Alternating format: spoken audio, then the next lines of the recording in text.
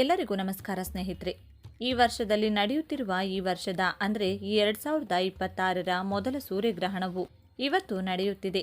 ಅಂದರೆ 17 ಫೆಬ್ರವರಿ 2026ರಂದು ನಡೆಯುತ್ತಿದೆ. ಈ ಅಪರೂಪದ ಕಂಕಣ ಸೂರ್ಯಗ್ರಹಣವು ಭಾರತದ ಮೇಲೆ ಅತ್ಯಂತ ಪ್ರಭಾವ ಬೀರಲಿದ್ದು, ಈ ವರ್ಷದ ಮೊದಲ ಸೂರ್ಯಗ್ರಹಣದ ಆರಂಭದ ಸಮಯ ಅದು ವಿಶೇಷವಾಗಿ ನಮ್ಮ ಕರ್ನಾಟಕದಲ್ಲಿ ಯಾವಾಗ ಆರಂಭವಾಗುತ್ತದೆ ಮತ್ತು ಯಾವಾಗ ಮುಕ್ತಾಯವಾಗುತ್ತದೆ ಹಾಗೂ ವಿಶೇಷವಾಗಿ ಗರ್ಭಿಣಿ ಇರುವ ಮಹಿಳೆಯರು ಈ ಸೂರ್ಯಗ್ರಹಣ ಸಂದರ್ಭದಲ್ಲಿ ಅಗತ್ಯವಾಗಿ ಪಾಲಿಸಬೇಕಾದ ನಿಯಮಗಳು ಏನೇನು ಹಾಗೂ ವಹಿಸಬೇಕಾದ ಮುನ್ನೆಚ್ಚರಿಕೆಯ ಕ್ರಮಗಳು ಏನೇನು, ಅದೃಷ್ಟ ರಾಶಿಗಳು ಯಾವ್ಯಾವು, ಯಾವ ರಾಶಿಗಳಿಗೆ ಯಾವ ಪ್ರಭಾವ, ಈ ಎಲ್ಲ ಮಾಹಿತಿಯನ್ನ ಈ ವಿಡಿಯೋದಲ್ಲಿ ನೀಡಲಾಗಿದ್ದು, ತಪ್ಪದೆ ವಿಡಿಯೋಗೆ ಈಗಲೇ ಒಂದು ಲೈಕ್ ಮಾಡಿ ಹಾಗೂ ವಿಡಿಯೋವನ್ನ ಕೊನೆವರೆಗೂ ನೋಡಿ. 2026ರ ವರ್ಷದ ಮೊದಲ ಆಕರ್ಷಕ ಖಗೋಳ ವಿದ್ಯಮಾನಕ್ಕೆ ಕ್ಷಣಗಣನೆ ಶುರುವಾಗಿದೆ. ಅಂದರೆ ಫೆಬ್ರವರಿ 17, 2026ರಂದು ಅಪರೂಪದ ಕಂಕಣ ಸೂರ್ಯಗ್ರಹಣ ಸಂಭವಿಸಲಿದೆ. ಜ್ಯೋತಿಷ್ಯ ಶಾಸ್ತ್ರದ ಪ್ರಕಾರ ಇದು ಯಾವ ರಾಶಿಗಳ ಮೇಲೆ ಪ್ರಭಾವ ಬೀರಲಿದೆ, ಗರ್ಭಿಣಿ ಮಹಿಳೆಯರು ಯಾವ ಮುನ್ನೆಚ್ಚರಿಕೆ ವಹಿಸಬೇಕು, ಗ್ರಹಣದ ವಿಶೇಷತೆ ಏನು, ಈ ಎಲ್ಲ ಮಾಹಿತಿಯನ್ನ ಇಂದಿನ ವಿಡಿಯೋದಲ್ಲಿ ಸಂಪೂರ್ಣವಾಗಿ ತಿಳಿಯೋಣ. ವಿಡಿಯೋವನ್ನ ಕೊನೆವರೆಗೂ ನೋಡಿ. ಏನಿದು ಕಂಕಣ ಸೂರ್ಯಗ್ರಹಣ? ಸೂರ್ಯ ಮತ್ತು ಭೂಮಿಯ ನಡುವೆ ಚಂದ್ರ ಬಂದಾಗ ಸೂರ್ಯಗ್ರಹಣ ಸಂಭವಿಸುತ್ತದೆ. ಆದರೆ ನಾಳೆ ನಡೆಯಲಿರುವುದು ಆನ್ಯುಲಾರ್ ಸೋಲಾರ್ ಎಕ್ಲಿಪ್ಸ್, ಅಂದರೆ ಚಂದ್ರನು ಸೂರ್ಯನನ್ನ ಪೂರ್ಣವಾಗಿ ಮುಚ್ಚದೆ ಮಧ್ಯಭಾಗವನ್ನ ಮಾತ್ರ ಮುಚ್ಚುತ್ತಾನೆ. ಆಗ ಸೂರ್ಯನು ಆಕಾಶದಲ್ಲಿ ಒಂದು ಚಿನ್ನದ ಉಂಗುರದಂತೆ ಕಾಣಿಸುತ್ತಾನೆ. ಇದನ್ನೇ ನಾವು ಕಂಕಣ ಸೂರ್ಯಗ್ರಹಣ ಎನ್ನುತ್ತೇವೆ. ದಿನಾಂಕ 17 ಫೆಬ್ರವರಿ 2026. ರಾಶಿ ಮತ್ತು ನಕ್ಷತ್ರ. ಈ ಗ್ರಹಣವು ಕುಂಭ ರಾಶಿ ಮತ್ತು ಶತಭಿಷ ನಕ್ಷತ್ರದಲ್ಲಿ ಸಂಭವಿಸುತ್ತಿದೆ. ಫೆಬ್ರವರಿ 17ರಂದು ಕಂಕಣ ಸೂರ್ಯಗ್ರಹಣ ಸಂಭವಿಸಲಿದ್ದು, ರಿಂಗ್ ಆಫ್ ಫೈರ್ ದೃಶ್ಯ ಜಗತ್ತಿನ ಹಲವೆಡೆ ಗೋಚರಿಸಲಿದೆ. ಭಾರತೀಯ ಕಾಲಮಾನದ ಪ್ರಕಾರ ಮಧ್ಯಾಹ್ನ 3:26ಕ್ಕೆ ಆರಂಭವಾಗಿ ಸಂಜೆ 7:57ಕ್ಕೆ ಮುಕ್ತಾಯಗೊಳ್ಳುತ್ತದೆ. ಭಾರತದಲ್ಲಿ ಈ ಗ್ರಹಣ ಗೋಚರಿಸದ ಕಾರಣ ಸೂತಕ ಇರುವುದಿಲ್ಲ. ಅಮೆರಿಕದ ನಾಸಾ ಸಂಸ್ಥೆ ಇದರ ನೇರ ಪ್ರಸಾರ ಮಾಡುವ ಸಾಧ್ಯತೆ ಇದೆ. ಮನೆಯಲ್ಲೇ ಆನ್ಲೈನ್ ಮೂಲಕ ವೀಕ್ಷಿಸಬಹುದು. ಗ್ರಹಣದ ಗರಿಷ್ಠ ಹಂತ ಸಂಜೆ 5:42ರ ಸುಮಾರಿಗೆ ಸಂಭವಿಸಲಿದೆ. ಈ ವೇಳೆ ಚಂದ್ರನು ಸೂರ್ಯನನ್ನ ಸಂಪೂರ್ಣ ಮುಚ್ಚದೆ ಸೂರ್ಯನ ಅಂಚುಗಳು ಬೆಂಕಿಯ ಉಂಗುರದಂತೆ ಹೊಳೆಯುತ್ತವೆ. ಈ ದೃಶ್ಯವೇ ರಿಂಗ್ ಆಫ್ ಫೈರ್ ಎಂದು ಕರೆಯಲ್ಪಡುತ್ತದೆ. ಗರಿಷ್ಠ ಹಂತವು ಸುಮಾರು 2 ನಿಮಿಷ 20 ಸೆಕೆಂಡುಗಳ ಕಾಲ ಮುಂದುವರಿದು ಬಳಿಕ ಗ್ರಹಣ ಕ್ರಮೇಣ ಕ್ಷೀಣಿಸಿ ಅಂತ್ಯಗೊಳ್ಳುತ್ತದೆ. ಕಂಕಣ ಸೂರ್ಯಗ್ರಹಣವು ಸೂರ್ಯ, ಚಂದ್ರ ಮತ್ತು ಭೂಮಿ ಒಂದೇ ಸರಳ ರೇಖೆಯಲ್ಲಿ ಬಂದಾಗ ಉಂಟಾಗುತ್ತದೆ. ಆದರೆ ಚಂದ್ರನು ಭೂಮಿಯಿಂದ ಸ್ವಲ್ಪ ದೂರದಲ್ಲಿರುವ ಕಾರಣ ಸೂರ್ಯನಿಗಿಂತ ಸಣ್ಣದಾಗಿ ಕಾಣುತ್ತದೆ. ಈ ಕಾರಣದಿಂದ ಸೂರ್ಯನನ್ನ ಸಂಪೂರ್ಣ ಮುಚ್ಚಲು ಸಾಧ್ಯವಾಗದೆ ಸೂರ್ಯನ ಸುತ್ತಲೂ ಉಂಗುರದ ಆಕಾರದಲ್ಲಿ ಬೆಳಕು ಕಾಣಿಸುತ್ತದೆ. ಇದೇ ಈ ಗ್ರಹಣದ ವೈಶಿಷ್ಟ್ಯವಾಗಿದ್ದು, ಖಗೋಳಶಾಸ್ತ್ರ ಪ್ರಿಯರಿಗೆ ಅತ್ಯಂತ ಆಕರ್ಷಕ ಕ್ಷಣವಾಗಿರುತ್ತದೆ. ಈ ಖಗೋಳ ಘಟನೆಯು ರಿಂಗ್ಸ್ ಆಫ್ ಫೈರ್ ಎಂದು ಜನಪ್ರಿಯವಾಗಿ ಕರೆಯಲ್ಪಡುವ ಕಂಕೀಯ ಸೂರ್ಯಗ್ರಹಣವಾಗಿದ್ದು, ಚಂದ್ರನು ಸೂರ್ಯನ ಹೆಚ್ಚಿನ ಭಾಗವನ್ನು ಆವರಿಸುತ್ತಾನೆ, ಆದರೆ ಪ್ರಕಾಶಮಾನವಾದ ವೃತ್ತಾಕಾರದ ಅಂಚಿನಲ್ಲಿ ಗೋಚರಿಸುತ್ತಾನೆ. ಈ ಗ್ರಹಣದ ವಿಶೇಷತೆ ಏನು? ಚಂದ್ರನು ಭೂಮಿ ಮತ್ತು ಸೂರ್ಯನ ನಡುವೆ ಹಾದು ಹೋದಾಗ, ಆದರೆ ಆಕಾಶದಲ್ಲಿ ಸೂರ್ಯನಿಗಿಂತ ಸ್ವಲ್ಪ ಚಿಕ್ಕದಾಗಿ ಕಾಣಿಸಿದಾಗ ಸೂರ್ಯಗ್ರಹಣ ಸಂಭವಿಸುತ್ತದೆ.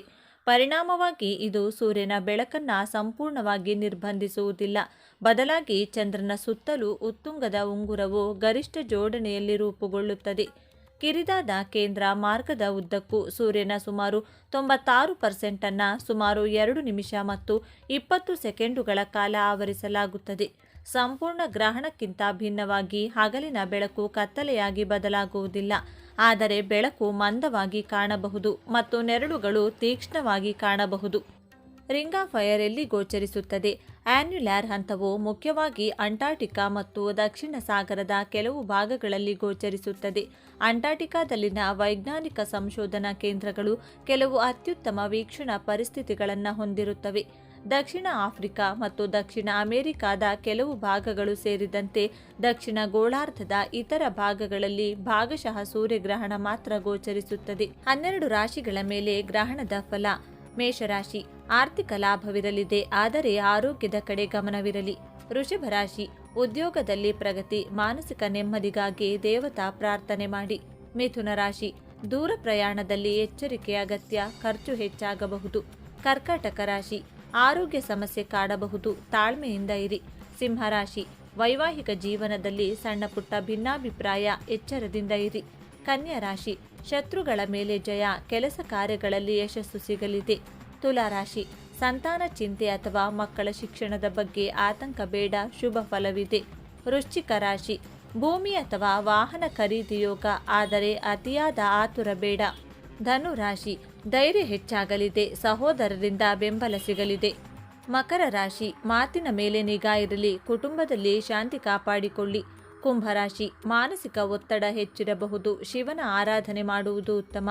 ಮೀನರಾಶಿ, ಅತಿಯಾದ ವೆಚ್ಚದ ಸಾಧ್ಯತೆ, ಹೂಡಿಕೆ ಮಾಡುವಾಗ ಜಾಗರೂಕರಾಗಿರಿ.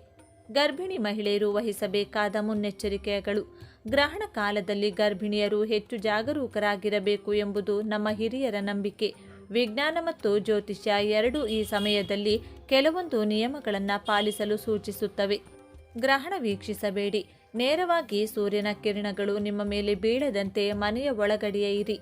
ಚೂಪಾದ ವಸ್ತುಗಳ ಬಳಕೆ ಬೇಡ. ಕತ್ತರಿ, ಚಾಕು ಅಥವಾ ಸೂಜಿಯಂಥ ವಸ್ತುಗಳನ್ನು ಈ ಸಮಯದಲ್ಲಿ ಬಳಸಬೇಡಿ. ಆಹಾರ ಸೇವನೆ. ಗ್ರಹಣ ಆರಂಭಕ್ಕೂ ಮುನ್ನ ಅಥವಾ ಗ್ರಹಣ ಮುಗಿದ ನಂತರ ಅಥವಾ ಸೇವಿಸಿ. ಆಹಾರವನ್ನು ಸೇವಿಸಿ. ಗ್ರಹಣ ಕಾಲದಲ್ಲಿ ಆಹಾರ ಸೇವನೆ ಮಾಡದಿರುವುದು ಸೂಕ್ತ.